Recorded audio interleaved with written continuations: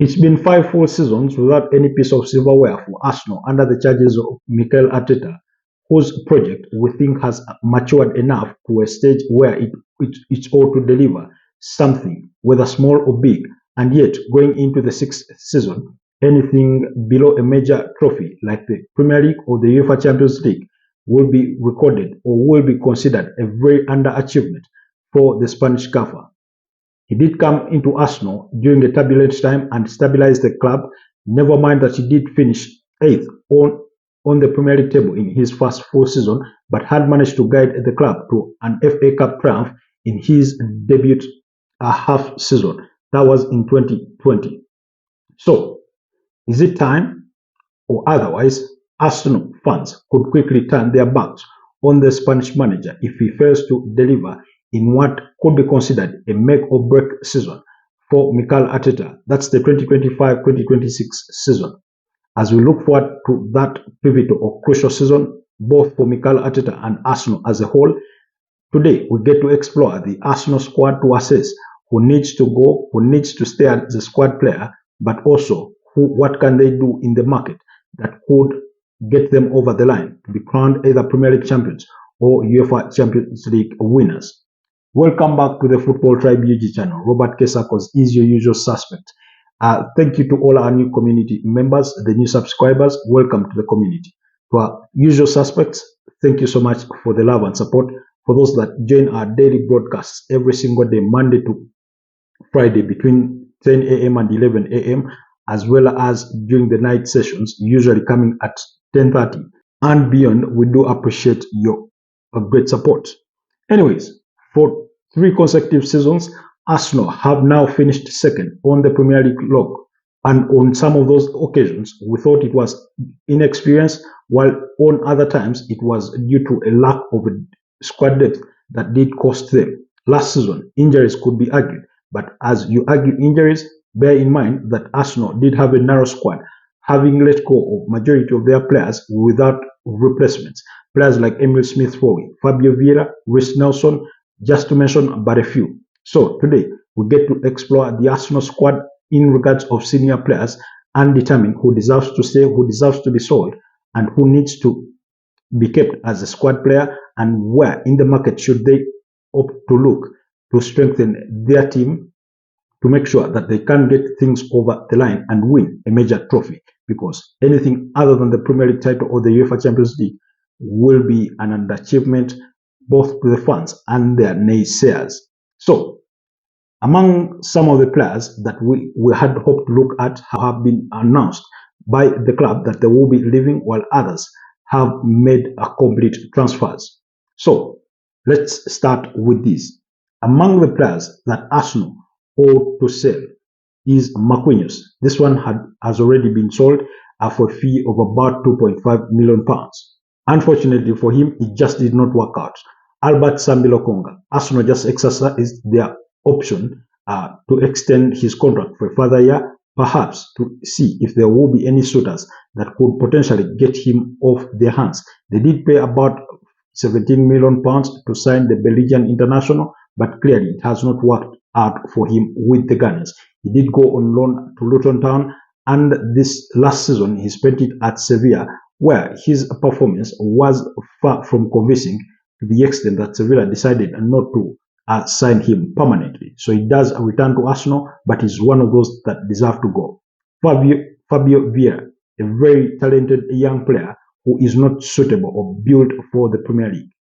I find him a little bit lightweight. Perhaps he is better suited playing in the Portuguese League, maybe the Spanish La Liga, and perhaps the French Ligue 1. But the Premier League seems like a misfit for the Portuguese international, who spent last season back on loan at FC Porto. He did do well, and I'm sure FC Porto would have been convinced to keep him if Arsenal are willing to listen to any offers below what they paid to sign him in the first place, which we do understand was a fee north of £35 million. So that one needs to go. Alexander Zinchenko.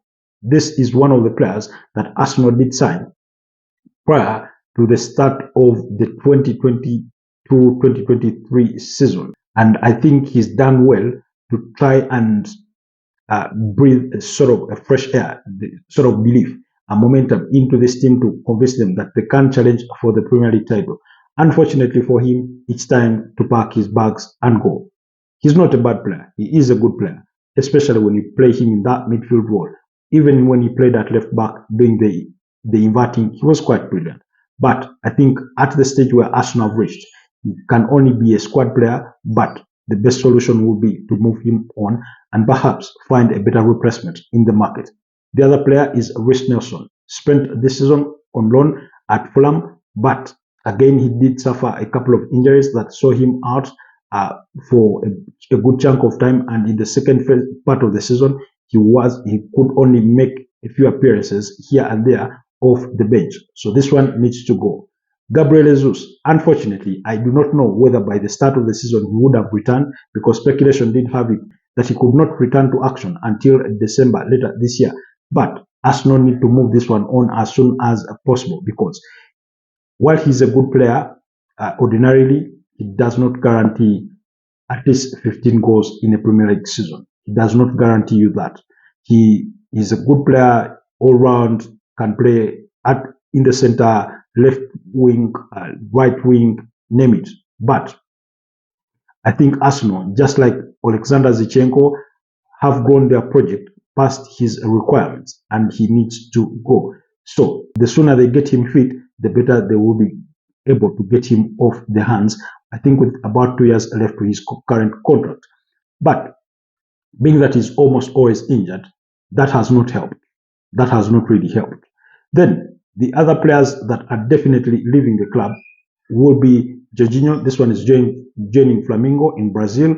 Nuno Tavares, this one, last year have exercised their obligation to sign him for 9 million euros on a permanent deal. I think he managed as many as 8 assists. One of the best, if not the best, wing backs in the Italian Serie last season. Although he did suffer a couple of injuries here and there that sort of undersold him for the better part of the second half. But that one is out of the door already. Raheem Sterling, after a very disappointing loan spell from Chelsea to Arsenal, it has been formally announced that he will be returning to his parent club, Chelsea, to deal with him, because I do not think I've seen an underwhelming performance from a player with such prospects as Raheem Sterling did have, as we did see for the England international this season. And then the other is the goalkeeper in Neto, who needs to return to AFC Bournemouth and Arsenal, find a potent, suitable number 2 goalkeeper. And the reason as to why I say that is because we all know too well anything can happen with a goalkeeper, and if you do not have a good number 2, then it could cost you a Premier League season or an entire season. The example I can give is Newcastle, when they lost Nick Pope through injury, and they had to rely on Martin Dubravka.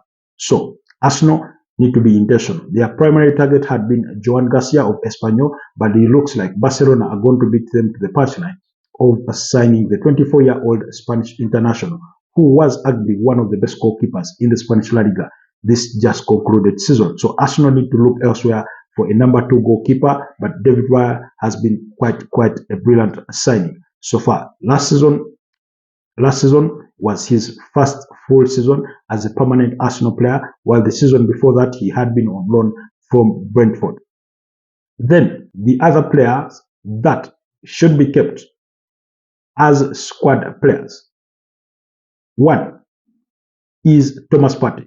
This one, his contract does end on June the 30th, and the club did announce that they are in contract talks with the Ghanaian international to extend his stay at Arsenal. Reports do suggest that they are trying to hand him a 1-year contract with an option to extend it for a further year, but we did also hear rumors from his camp that he was going to demand for higher wages, while other reports did also indicate that it could be a full-blown 2-year contract.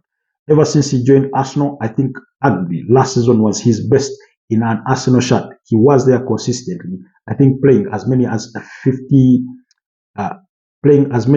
52 games across all competitions. So for me, I think in a window or in a summer where Arsenal have already lost Jorginho, they need to retain Thomas Partey for purposes of familiarity, not to change too many things at the same time. in that midfield. His contract needs to be renewed. The other player whose contract needs to be revisited and or be kept around as a squad player is Leandro Trossard. I think made the most appearances of all Arsenal players, did feature in every Premier League game last season. Leandro Trossard scoring about 8 goals, and at 30 years of age, despite interest from the Saudi Pro League, I do think that Arsenal need to keep him as a squad player. Of course, they are into contract talks already with the likes of Bukayo Saka, Gabriel Magalhaes, who has agreed to extend his contract until June 30, 2030, Ethan Nwaneri, Miles Lewis Kelly, as well as William Saliba. Those contract talks are ongoing to see that those ones do commit their futures to the club for a longer period of time.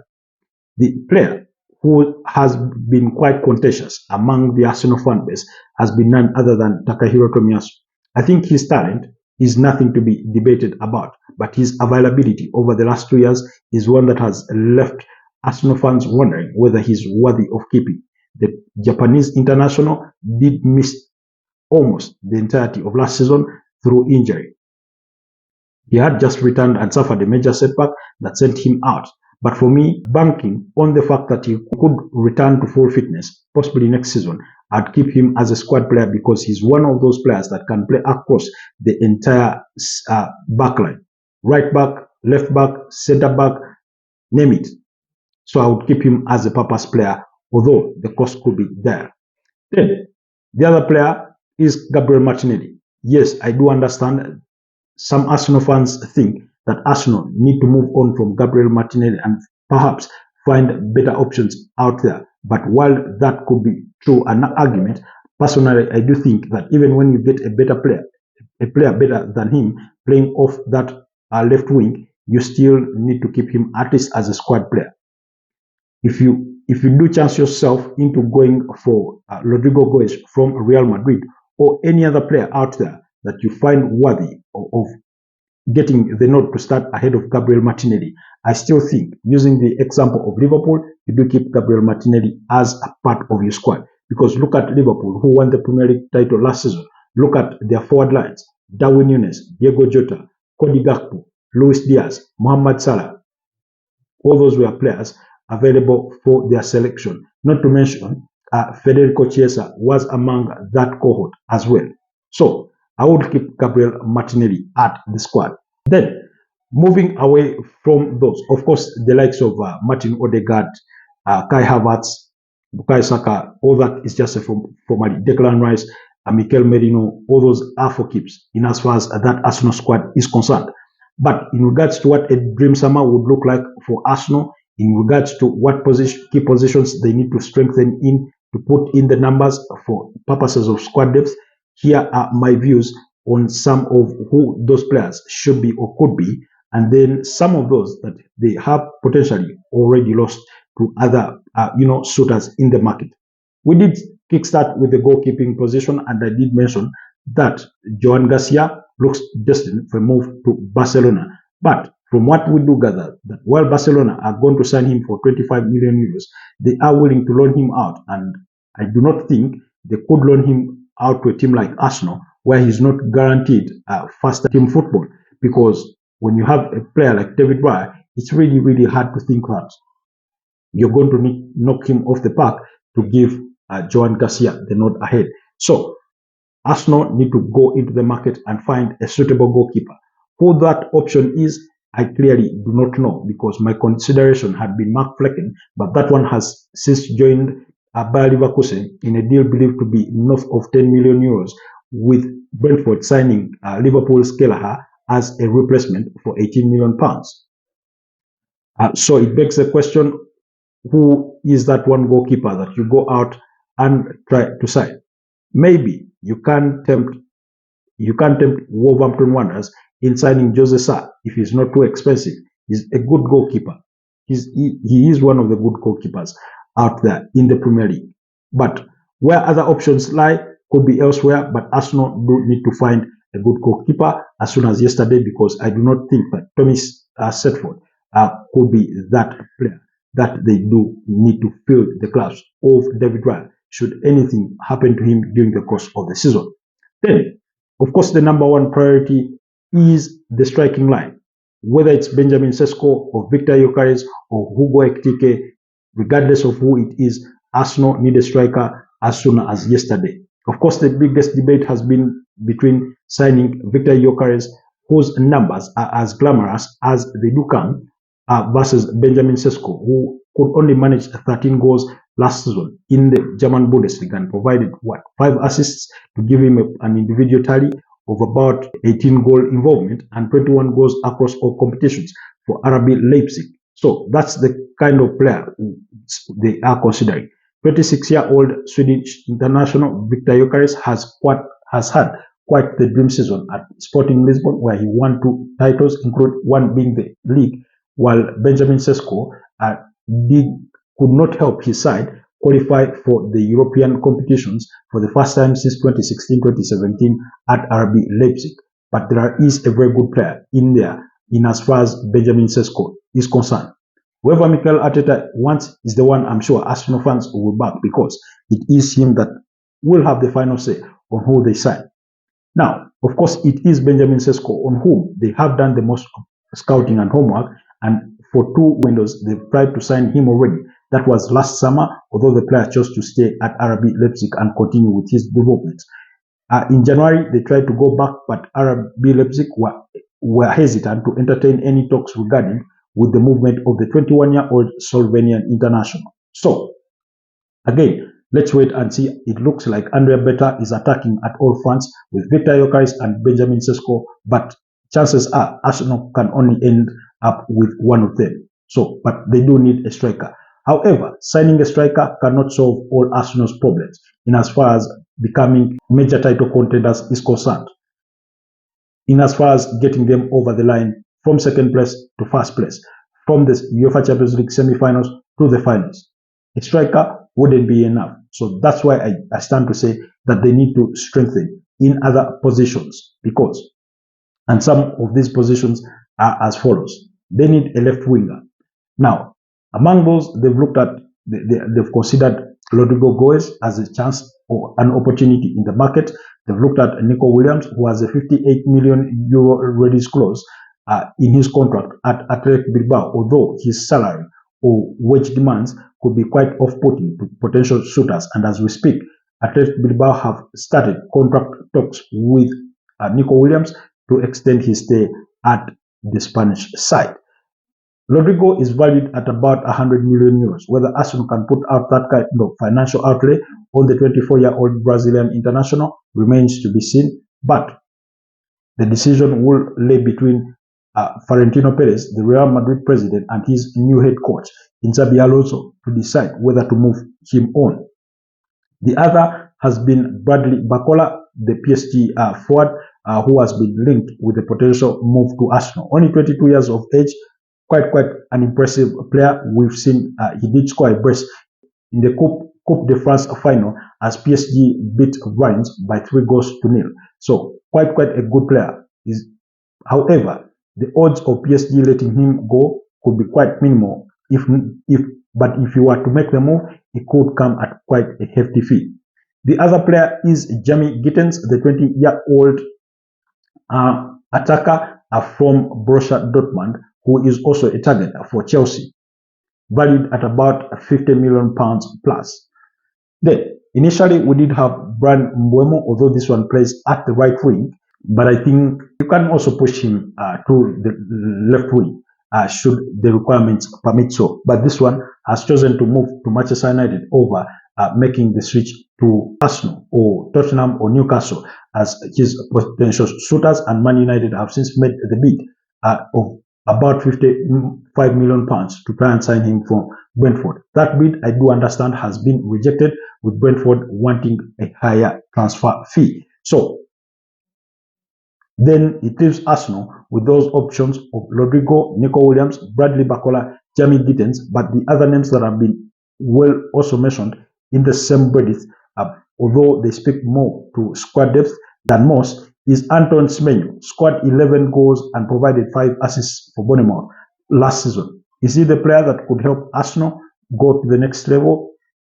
We wait. I wait to be sort of proved wrong, but I do not think that he has the grit in him, because usually these players can be good at such teams like Bournemouth, at Ipswich Town and all the others. But when you come to a team like Arsenal, the pressure is bigger, and the weight that puts on your shoulders to deliver is sometimes something that some of these players fall short at. So, but he's one of those options, valued at about 50 million pounds.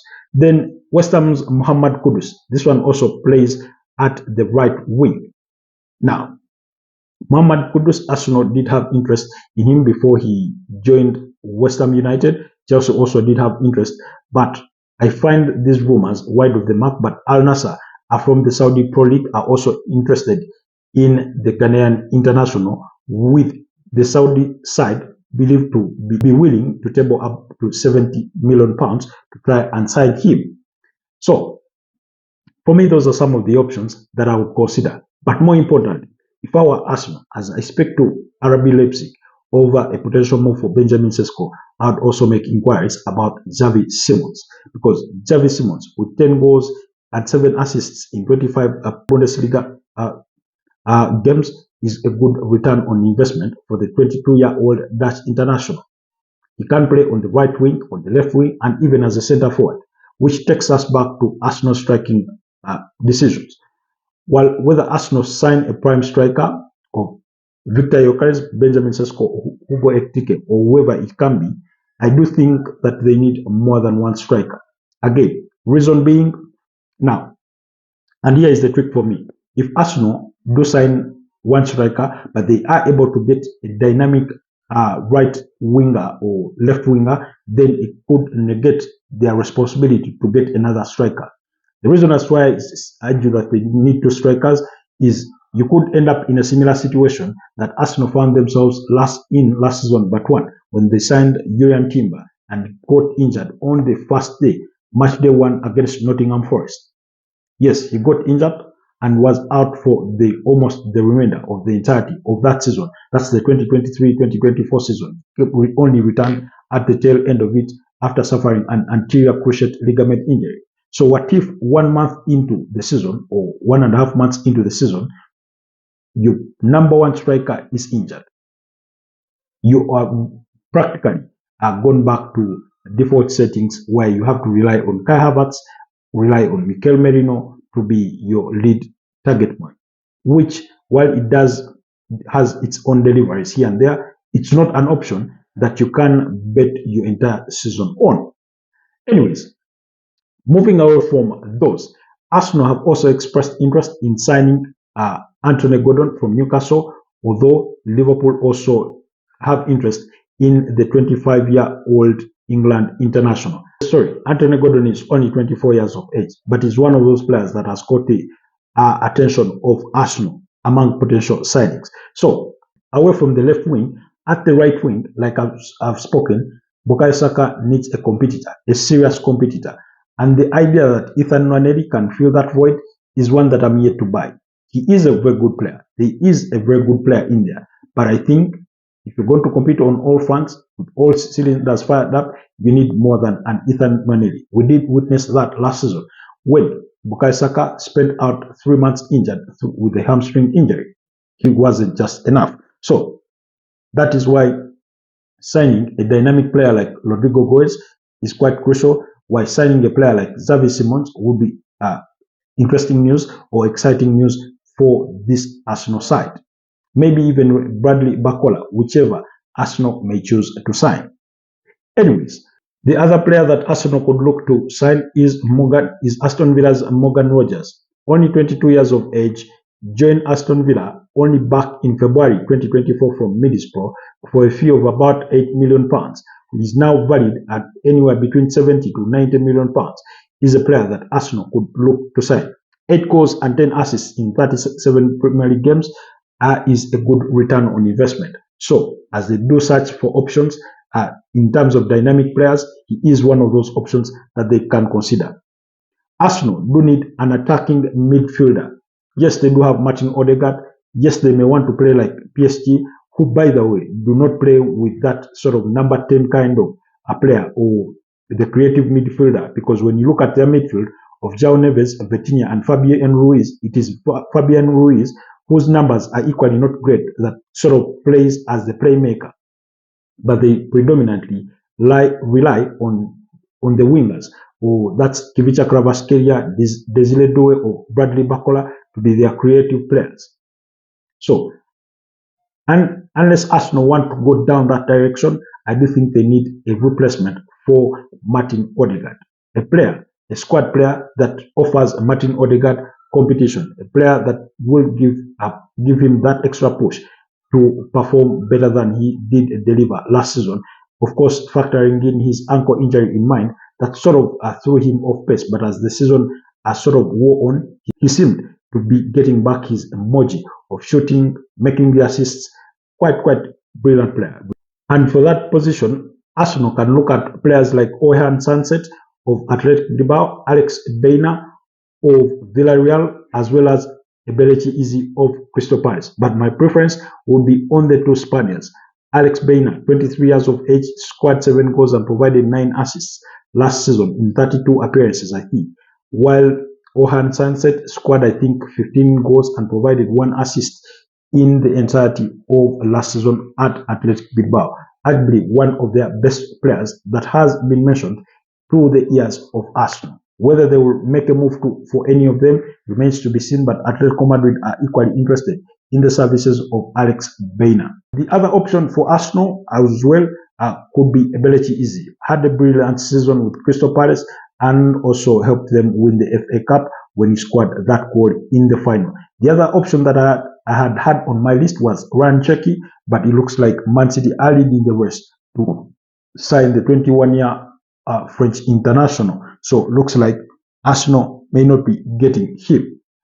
The other player, and this one also a squad player, as a potential substitute striker. Hear me out, Arsenal fans.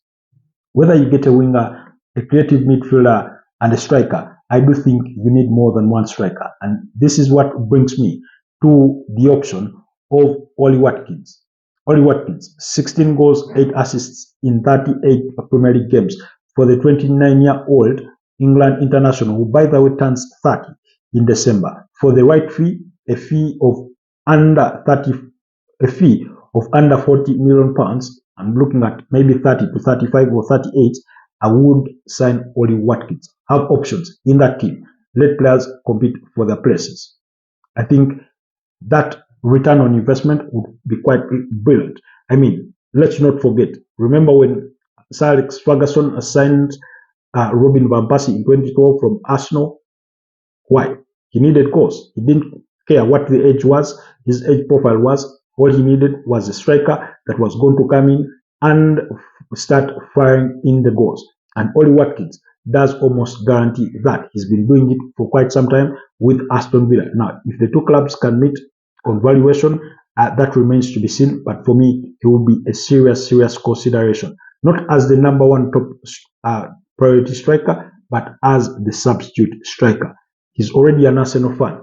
Even though he wouldn't want to start on the bench, he would want to be the starter.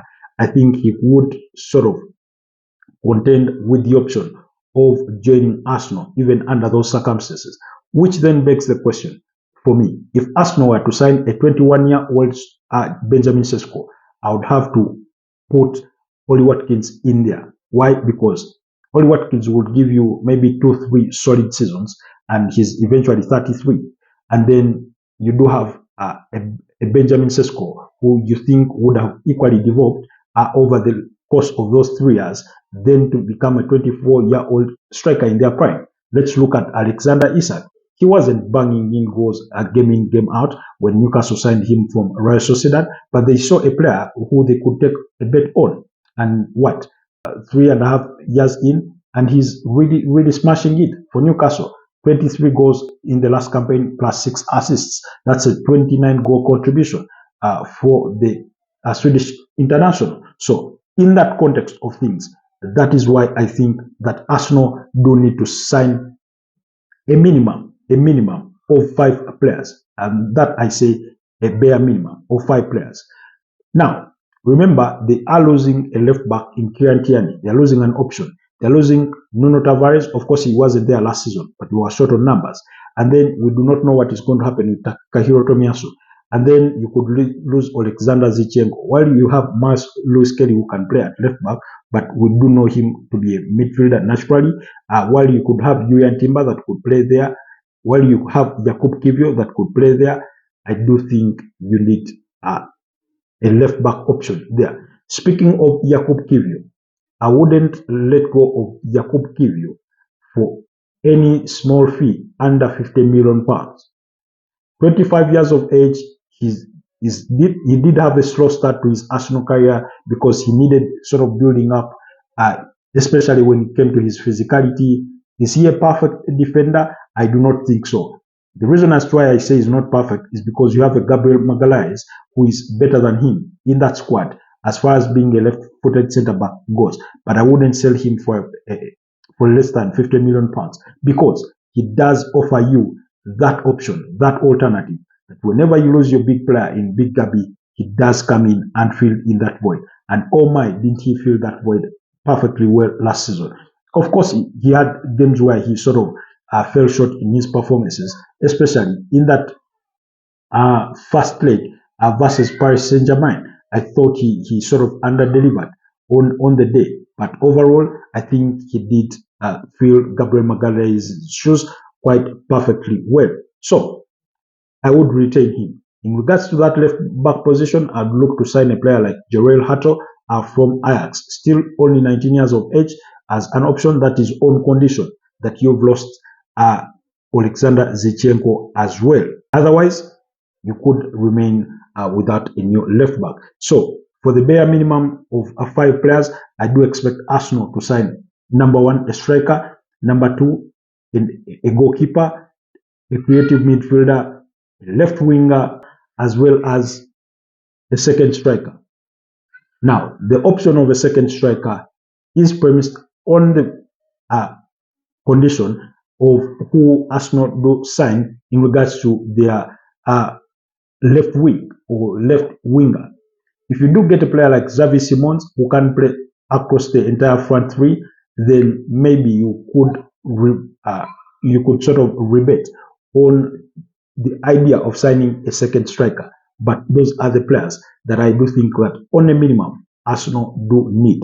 And should they fail come to terms on a new contract with Thomas Partey, then definitely they will need to sign another midfielder, even though it is being reported that Martin Zubimendi will be joining Arsenal. The way I look at Martin Zubimendi is as a replacement for Jorginho, because technically they are similar players, they're good at reading the game, at dictating the tempo of the game, but physically and pace-wise, they are not up to it as the likes of Declan Rice in that kind of range. So there you do have it, Arsenal fans, on the assessment for your squad on which players do you think that ought to leave the club, that ought to stay as squad players, and those that potentially you could look to sign if you are to strengthen. Primarily, if you are to ask me what players should Arsenal really sign, for a goalkeeper, for now, I'm out of options, knowing that Joan Garcia is going to Barcelona and Mark Flecken has gone to Bayer Leverkusen. But like I said, I'll try to sign Jose Sa from Wolverhampton Wanderers too, because he no longer starts at the Portuguese national team, because it is Diego Costa that now starts in goal for Portugal. Number 2, I'd sign Benjamin Sesko. I would sign Alex Baina as my creative midfielder. And then I think I would sign Xavi Simons for the left winger. That is because the deal for Rodrigo Goes could prove to be a little too expensive, to be honest. Not that Xavi Simons would come any cheaper, but anyway, any of the two would really work for me, whether it's Rodrigo Goes or Xavi Simons, because they will play on the left wing, on the right wing, and also as a centre forward, should it be necessitated. And then I'd look to add another forward within those ranks to have the options. Now, when you sign Xavi Simons or Rodrigo Goes, you could end up still with another striker, or you could sign another winger. Why? Because you need the options and in numbers. Because if anything, injuries did show us last season that we were short on numbers, and that's how Leandro Trossard ended up playing as many as the games he did play. 38 Premier League games for a 38-year-old. The first time I think it's been happened at Arsenal. Anyways, guys, there you have it. That's my assessment. Those are my views on those players. Do let me know what you guys think in regards to that assessment on Arsenal. You agree? Do you disagree?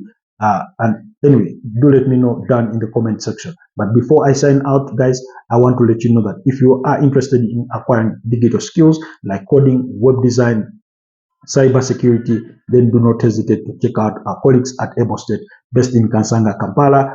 They do have a 5% discount for you, but more importantly, they offer in-person and online digital skills training sessions, career guidance, but also help their trainees find jobs in the dynamic digital space. Thank you for being with me. Have yourselves a wonderful rest of the day. Bye-bye.